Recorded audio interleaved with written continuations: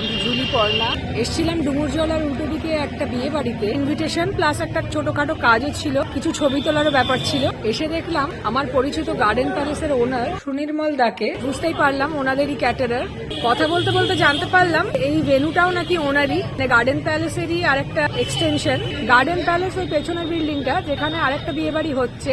এই গার্ডেন প্যালেসে প্রথমবার আমি আসি আমার দাদার ছেলের পৈতের পার্টিতে। তখন তো জানতাম এটা গার্ডেন ভিউ রেস্টুরেন্টের ওনারেরই, কিন্তু এই বিল্ডিংটা যে ওনারই সেটা জানতাম না।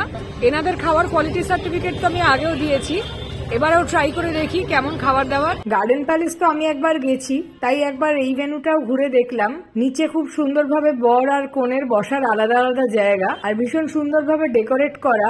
এই ঝাড় লণ্ঠনটা তো আমার দারুণ লেগেছে। সুনির্মল দার আগে একটা রেস্টুরেন্ট ছিল গার্ডেন ভিউ, যেখান থেকে প্রায়ই আমাদের বাড়িতে খাবার আসতো। এটা 90s এর কথা বলছি, যখন হাওড়ায় একদমই ভালো রেস্টুরেন্ট ছিল না। চাইনিজ তো ছেড়েই দিন, ওই সময় এনাদের চাইনিজ আমার বেশ ভালো লাগতো। আর স্পেশালি দুটো আইটেম যেটা আমার এখনো মুখে লেগে আছে, ফিশ বেগম বাহার আর চিকেন ওয়ান্টন। স্ন্যাক্স দিয়ে শুরু করা যাক। এখানে অনেক কিছু আছে, চিকেন রেশমি কাবাব আর তার সঙ্গে আছে ভেজ পাকোড়া। আমি তো রেশমি কাবাবই পছন্দ করি, তো নিয়ে নেবো রেশমি কাবাব আর তার সঙ্গে ভেজ পাকোড়া একটু ট্রাই করে দেখবো। প্রত্যেকটা স্ন্যাক্সই একদম গরম গরম সার্ভ করা হচ্ছিল। একদম ভালোবাসি না পুরো একটা, তাও গরম গরম ছিল বলে দিলাম এই ভেজ পাকোড়া। চিকেন রেশমি কাবাবটা এতটাই নরম, টুথপিকে যতবারই তুলতে যাচ্ছি বারবার ভেঙে যাচ্ছিল।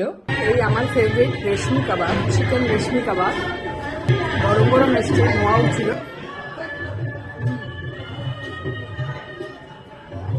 ভীষণই টেস্টি, সফট, ওয়েল ম্যারিনেটেড, দারুণ হয়েছে। পেছনে সেলফি তোলার একটা ক্রেজ শুরু হয়ে গেছে, আর সঙ্গে গ্রিন চাটনিটা আমাদের সেই কাবাবকে কমপ্লিমেন্ট করে। স্ন্যাক্স খেতে খেতেই বর এসে গেলেন, আর তার সঙ্গে কনেও রেডি।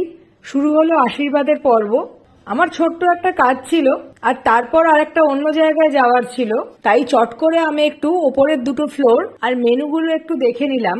যদিও ওনারা ইনভাইট করেছিলেন, কিন্তু আমার একটু হেজিটেশন হচ্ছিল 5 মিনিটের কাজের জন্য একটা প্লেট নষ্ট করার। ফার্স্ট ফ্লোরে দুটো হল, একটায় ওয়েটিং এরিয়া আর একটায় বসে খাওয়ার ব্যবস্থা, আর তার উপরের ফ্লোরে পুরোটাই বুফে। তবে এখানেও বেশ সুন্দর করে সোফা আর টেবিল দেওয়া আছে, যাতে দাঁড়িয়ে খেতে খেতে হাতে ব্যথা হয়ে গেলে একটু বসে রেস্ট নিয়ে নেওয়া যায়। তখনই খাবারের সবকিছু রেডি করা হয়েছিল, সেই অবস্থায় আমি ছবিগুলো তুলে নিয়েছি। ইলাবোরেট মেনু, অনেক রকম আইটেম ছিল।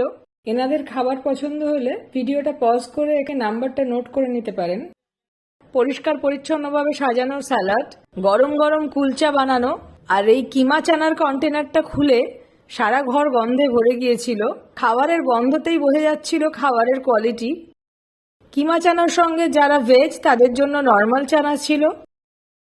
আর এই আলুর দমটা তো দেখেই লোভ লাগছিল, খুবই সুন্দর, গন্ধও খুব ভালো। তার সঙ্গে বিশাল জাম্বো সাইজের এই ফিশ ফ্রাই, অসাধারণ খেতে, পিওর ভেটকি। তারপর এনাদের ফেমাস আইটেম এই বাদশাহী পোলাও, তার সঙ্গে ছিল গরম গরম ধোঁয়া ওঠা কষা মাংস। আর ভেজদের জন্য সাদা শাহী পনিরটা বেশ লোভনীয়, সুন্দর দেখতে।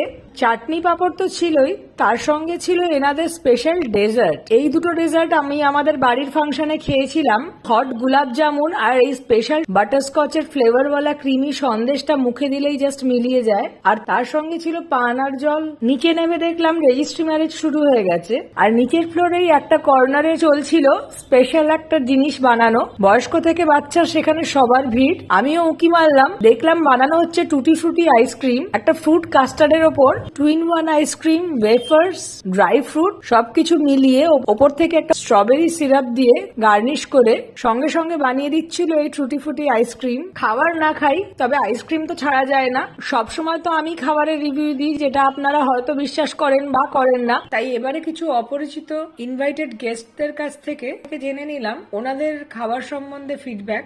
খাবার কেমন লাগলো আপনার? কোন জিনিসটা বেশি ভালো লাগে? Fish fry,